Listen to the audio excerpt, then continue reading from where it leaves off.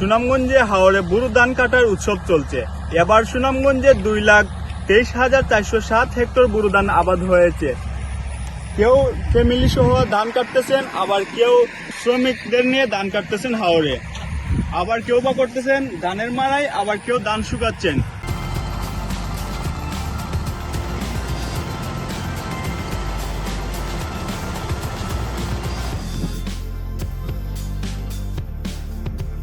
এভাবেই সুনামগঞ্জে ধানের উৎসবের কর্মযজ্ঞ চলছে। সুনামগঞ্জে আবহাওয়া ভালো থাকার জন্য এবার কৃষকরা অনেক আনন্দিত এবং তারা উৎফুল্লভাবে কাজ করতে পারতেছেন।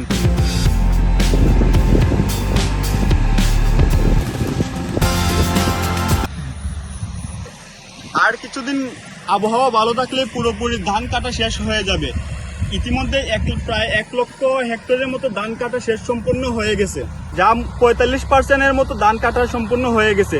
কৃষকরা বলছেন আর যদি 1 সপ্তাহের মতো আবহাওয়া ভালো থাকে তাহলে পুরোপুরি ধান কাটা সম্পূর্ণ হয়ে যাবে।